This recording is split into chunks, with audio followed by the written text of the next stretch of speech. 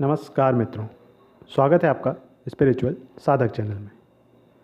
ज्योतिष में कारक, मारक और बाधक इन ग्रहों की बड़ी चर्चा होती है। इन टर्म्स का बहुत यूज़ होता है।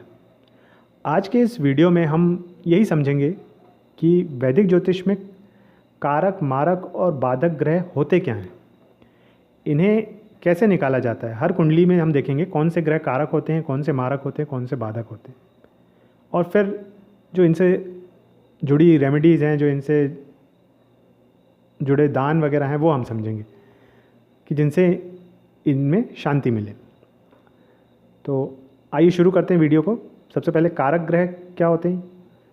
यह वो ग्रह हैं जो जातक को सुख, समृद्धि, ऐश्वर्य प्रदान करते हैं, उसका पराक्रम बढ़ाते हैं और इसीलिए ये कुंडली में स्थित होते हैं।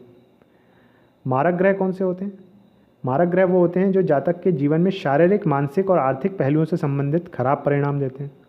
मतलब फिजिकली भी परेशान कर सकते हैं ये ग्रह, मेंटली भी कर सकते हैं और फाइनेंशियली भी प्रॉब्लम्स दे सकते हैं। बाधक ग्रह कौन से होते हैं? यह ऐसे ग्रह होते हैं बाधक जो जातक के जीवन में बाधा उत्पन्न करते हैं और परिणाम प्राप्त करने में देरी दे सकते हैं और या ज़ीरो परिणाम दे सकते हैं। मारक जो हमने ग्रह देखे वो ज़रूरी नहीं मारक नाम है तो मार ही दे वो ग्रह, प्रॉब्लम्स भी देता है। और बाधक जो है वो बाधा पहुंचाता है। अशुभ ग्रह भी होते हैं कुंडली में। ये ऐसे ग्रह हैं जो जातक की प्रगति में मदद नहीं करते और कभी कभी समस्याएं भी उत्पन्न कर देते हैं। तो इस तरह से कारक, मारक और बाधक ग्रह होते हैं। अब सब हम इसकी कैलकुलेशन देख लेते हैं। देखिए, कारक किसी भी कुंडली में कैसे निकालना है आपको। किसी भी कुंडली का पहला, पांचवा और 9वें भाव का जो स्वामी हो वो उसका कारक ग्रह कहलाता है। मारक ग्रह दूसरा और 7वां भाव जो होता है कुंडली का वो मारक कहलाता है। उस भाव के जो स्वामी रहते हैं वो मारक कहलाते हैं। अब बाधक कैसे निकालना है? देखिए, 3 कैटेगरीज में डिवाइड रहती हैं राशियां भी, चर, स्थिर और द्विस्वभाव। तो चर राशियां कौन सी होती हैं? 1, 4, 7, 10। तो जब हम बाधक ग्रह निकालें तो मेष, कर्क, तुला और मकर राशियां का अगर हम निकाल रहे हैं बाधक ग्रह, तो जो 11वें भाव का स्वामी होगा वो उसका बाधक ग्रह होगा। उसी तरह स्थिर राशियों में जब 2, 5, 8, 11 लग्न की, मतलब वृषभ लग्न हो या सिंह या वृश्चिक या कुंभ हो, तो 9वें भाव का जो स्वामी रहेगा वो बाधक ग्रह कहलाएगा। और उसी तरह द्विस्वभाव में जब मिथुन, कन्या, धनु और मीन हो तो 7वें भाव का स्वामी बाधक कहलाएगा। अभी हम सारे लग्नों पे जब इसको अप्लाई करेंगे तो आपको और अच्छे से समझ में आ जाएगा। अच्छा, अशुभ ग्रह कौन से होते हैं कुंडली में? आपको पता होगा 6, 8, 12 को अशुभ माना जाता है। तीसरे और 11वें को भी ज्योतिष में संघर्ष वाला भाव बताया गया है। और चूंकि मारक दूसरे और 7वें से देखते हैं तो हमने इसमें दूसरे और 7वें को भी ऐड कर दिया। अब बिना देर किए इसकी एनालिसिस समझते हैं, विश्लेषण को समझते हैं। मेष लग्न के लिए चालू करते हैं। सबसे पहले देखिए, जैसा कि बताया कारक कौन से होते हैं, पहला, 5वां और 9वें भाव का स्वामी। तो मेष लग्न में सबसे पहला मेष 1 नंबर पे आएगा, 5वां भाव का स्वामी सिंह और 9वें भाव का स्वामी, माफ कीजिए, 5वां भाव सिंह बनेगा और 9वां भाव बनेगा धनु।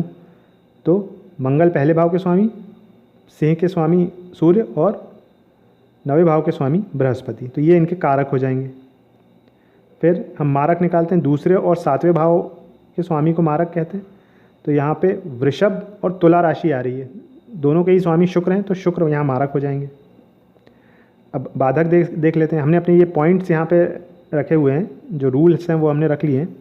इनमें देखिए बाधक देख लीजिए। अब जब चर राशि है तो 11वें भाव का स्वामी बाधक रहता है। तो यहाँ बाधक जो है वो राशि जो आ रही है वो कुंभ आ रही है, तो बाधक शनि होंगे यहाँ पे। अब अशुभ ग्रह कौन से हैं? देखिए, टिक कर लेते हैं, यहाँ पे पॉइंट लगा देते हैं। दूसरा, तीसरा, छठा, 7वां, 8वां और 11वां भाव, 12वां भाव। अब इसमें रिपीट कौन से ग्रह हो रहे हैं? देखिए यहाँ पे एक तो शुक्र की राशि आ रही है, दूसरा भाव जो है वो वृषभ और सातवां भाव जो है वो तुला। तो एक ये अशुभ ग्रह हो गए, अकारक हो गए। और छठा भाव जो है उसमें कन्या राशि बुध की, और तीसरा भाव जो है उसमें मिथुन राशि। तो ये जो रिपीट हो रहा है उसको हमने लिख लिया है। तो बुध जो है वो यहाँ अशुभ हो गए या अकारक हो गए। फिर वृषभ लग्न की बात करते हैं। तो कारक पहला, पांचवा, नौवा।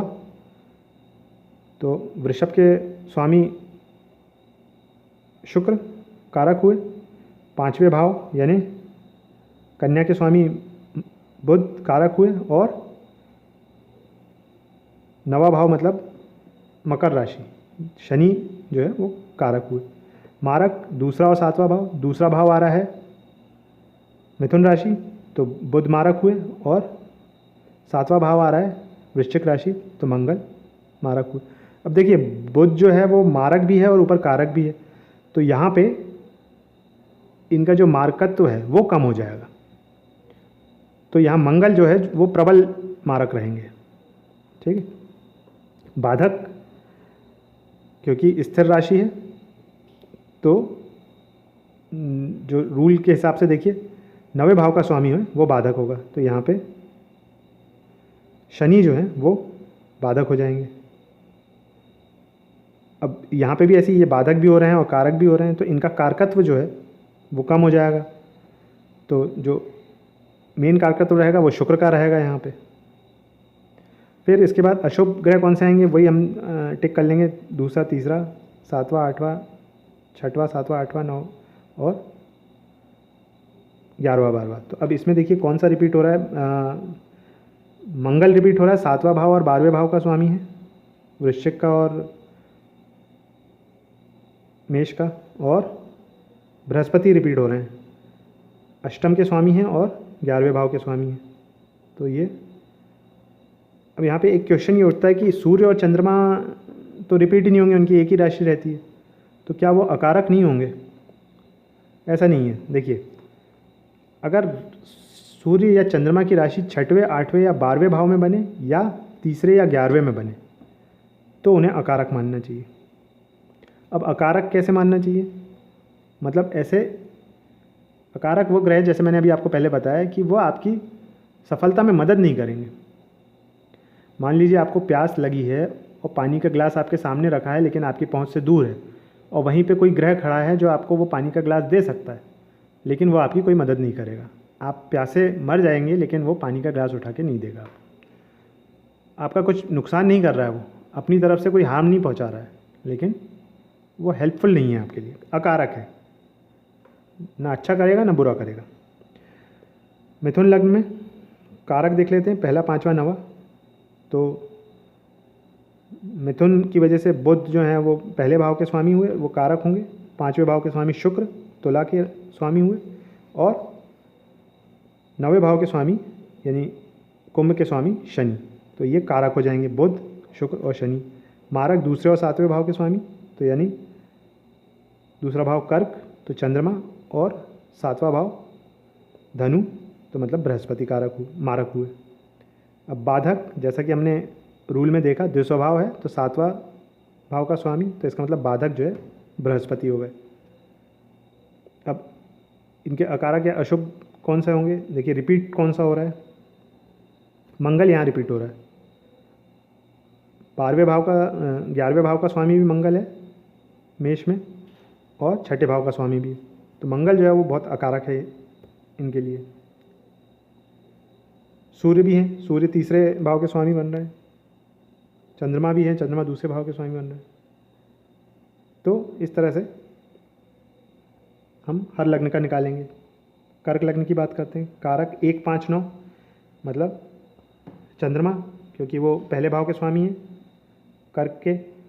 फिर मंगल क्योंकि वो छठवें भाव के स्वामी हैं वृश्चिक के। और फिर बृहस्पति क्योंकि वो नवम भाव के स्वामी हैं जो कि मीन राशि आ रही है। फिर दूसरा और सातवां मारक रहता है, तो दूसरे भाव के स्वामी यानी सूर्य सिंह के स्वामी और सिंह राशि के स्वामी, और 7वें भाव के स्वामी मतलब मकर के स्वामी शनि। तो सूर्य और शनि मारक हुए। बाधक चूँकि ये चर राशि है तो 11वें भाव का स्वामी मतलब वृषभ का स्वामी शुक्रदेव जो हैं वो बाधक हो जाएंगे यहाँ पे। अशुभ ग्रह कौन से होंगे, अकारक कौन से होंगे, दूसरा, तीसरा, छठवां, सातवां, आठवां और 11वां 12वां को टिक कर लेते हैं। अब इसमें रिपीट हो रहे हैं, बुध रिपीट हो रहे हैं, तीसरे भाव के भी स्वामी हैं और 12वें भाव के भी स्वामी हैं, और इसी तरह शनि रिपीट हो रहे हैं, 7वें भाव के भी स्वामी, 8वें भाव के स्वामी। सिंह लग्न में कारक जो हैं वो सूर्य प्रथम भाव के स्वामी, बृहस्पति पंचम भाव के स्वामी धनु के स्वामी, और वृश्चिक के स्वामी मंगल 9वें भाव के स्वामी। उसी तरह मारक दूसरे और 7वें भाव के स्वामी मतलब बुध जो दूसरे भाव के स्वामी हैं कन्या के, और 7वें भाव के स्वामी मतलब शनि कुंभ के। बाधक स्थिर राशि में 9वें भाव का स्वामी रहता है तो बाधक जो है वो मंगल हो जाएंगे। मेष राशि पड़ रही है। अकारक कौन से होंगे, दूसरा, तीसरा, छठवां, सातवां, आठवां और 11वें 12वें में रिपीट हो रहे हैं। बुध दूसरे भाव के भी स्वामी हैं और 11वें भाव के भी स्वामी, और शनि छठवें भाव के भी स्वामी और 7वें भाव के भी स्वामी। फिर कन्या लग्न में कारक 1, 5, 9, लग्न जो है वो कन्या है तो बुध, 5वां भाव जो है वो मकर है तो शनि, और 9वां भाव जो है वो वृषभ है तो शुक्र, ये कारक हो जाएंगे। मारक दूसरा और 7वां भाव, दूसरा भाव जो है तुला तो शुक्र, और 7वां भाव जो है वो मीन तो बृहस्पति मारक हो गए, शुक्र और बृहस्पति मारक हो गए। बाधक जो 7वें भाव का स्वामी है, जो स्वभाव राशि है 7वें भाव का स्वामी मीन राशि के बृहस्पति तो बाधक हो गए। अब अकारक कौन से होंगे इसमें, दूसरा, तीसरा, छठवां, सातवां, आठवां और 11वां 12वां में मंगल, क्योंकि मंगल तीसरे भाव के भी स्वामी हो रहे हैं और यहाँ पे छठे भाव के भी स्वामी हो रहे हैं, 8वें भाव के भी स्वामी हो रहे हैं, तीसरे और 8वें भाव के स्वामी। ठीक है। फिर तुला पे कैलकुलेट कीजिए। कारक तुला राशि है तो शुक्र कारक हुए, 5वां भाव कुंभ राशि का आया तो शनि कारक हुए, और 9वां भाव जो है वो मिथुन राशि पे आया तो बुध कारक हुए। मारक जो है दूसरा और 7वां, दूसरा भाव जो है वो वृश्चिक राशि तो मंगल मारक हुए, और 7वां भाव भी मेष राशि तो मंगल को मारकत्व प्राप्त है यहाँ पे। बाधक कौन से ग्रह होंगे, 1, 4, 7, 10 में चर राशि में 11वें भाव का स्वामी तो यहाँ पे सूर्य जो है वो 11वें भाव के मतलब सिंह के स्वामी हैं तो बाधक सूर्य हुए। अकारक कौन से हुए, दूसरा, तीसरा, छठवां, सातवां, आठवां और 11वें 12वें में रिपीटेटिव कौन से हैं, मंगल है दूसरे भाव के स्वामी और 7वें भाव के स्वामी, और बृहस्पति हैं छठे भाव के स्वामी और तीसरे भाव के स्वामी।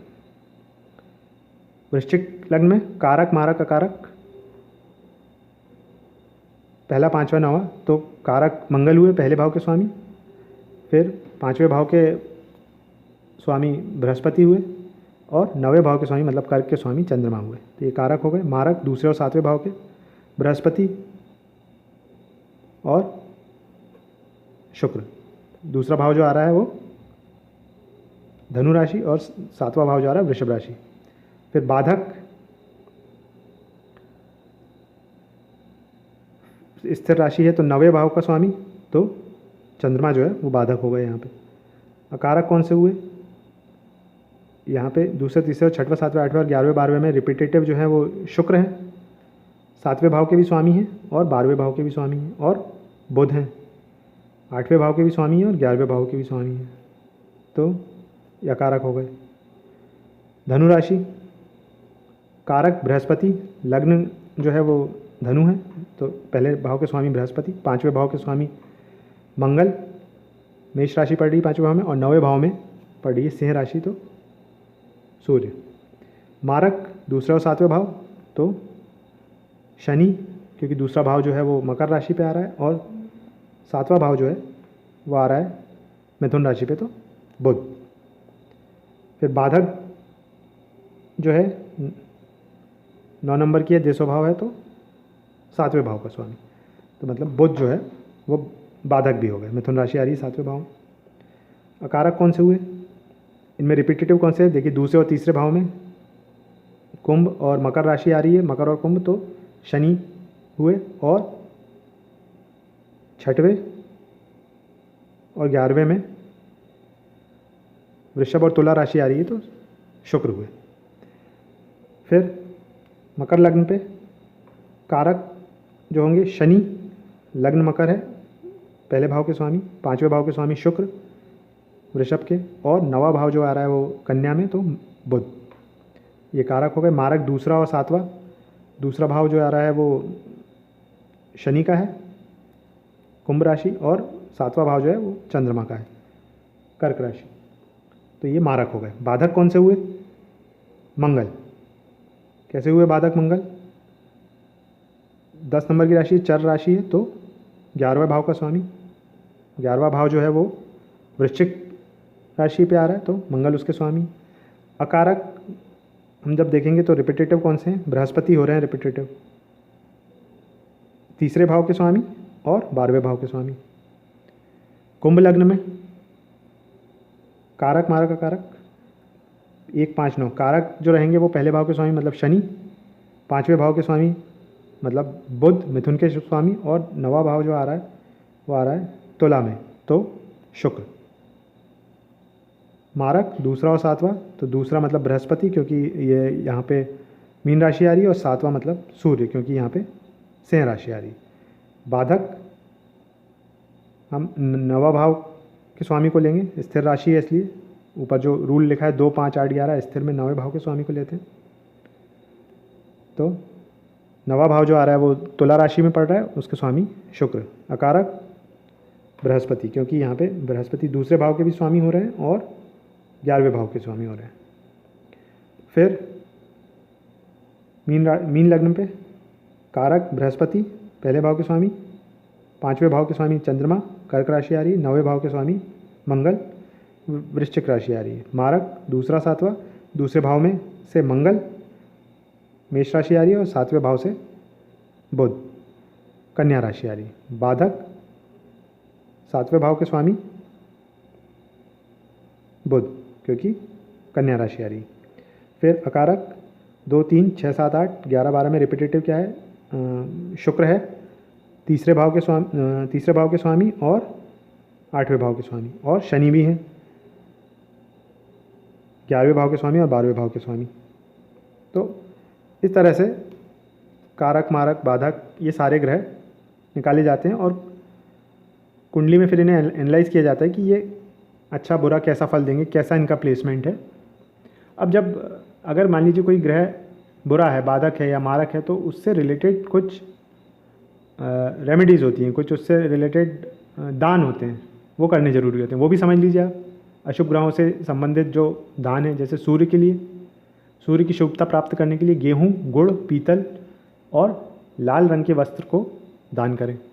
चंद्रमा के लिए चावल, दूध, चीनी और सफ़ेद रंग के वस्त्र का दान करें। मंगल की शुभता प्राप्त करने के लिए गेहूँ, गुड़, तांबा, मसूर की दाल और लाल रंग के कपड़े दान करें। बुध की शुभता प्राप्त करने के लिए चीनी, कपूर, धार्मिक पाठ्य पुस्तकें, मूंग दाल और हरे रंग के कपड़ों का दान करें। बृहस्पति की शुभता प्राप्त करने के लिए हल्दी, शहद, धार्मिक पुस्तकें, चना दाल, केला और पीले रंग के कपड़े दान करें। शुक्र की शुभता प्राप्त करने के लिए चावल, चीनी, कपूर, घी और सफ़ेद रंग के वस्त्र दान करें। शनि की शुभता प्राप्त करने के लिए जूते, चमड़े से बनी चीज़ें, तिल, सरसों का तेल, लोहा, कंबल, काले नीले रंग के वस्त्र, इनका दान करें। राहु के लिए जौ, तिल, साबुत सरसों, तिल का तेल, कंबल, काले नीले कपड़ों का दान करें। केतु की शुभता प्राप्त करने के लिए तिल का दान करें, चीनी का दान करें, कंबल दान करें, कुत्तों को भोजन कराएं और नीले रंग के कपड़ों का दान करें। तो ये आज हमारा वीडियो था, कारक मारक और बाधक ग्रह हमने समझे। कोशिश करिए मैंने कि आपको थोड़ा इंटरेस्टिंग लगे ये आज का वीडियो। अगर आपको अच्छा लगा हो तो लाइक और शेयर कीजिएगा, और इसी तरह के इंटरेस्टिंग और भी वीडियोस देखना चाहते हो तो चैनल को सब्सक्राइब कर दीजिएगा। आपने अपना समय चैनल को दिया, आपका बहुत बहुत धन्यवाद।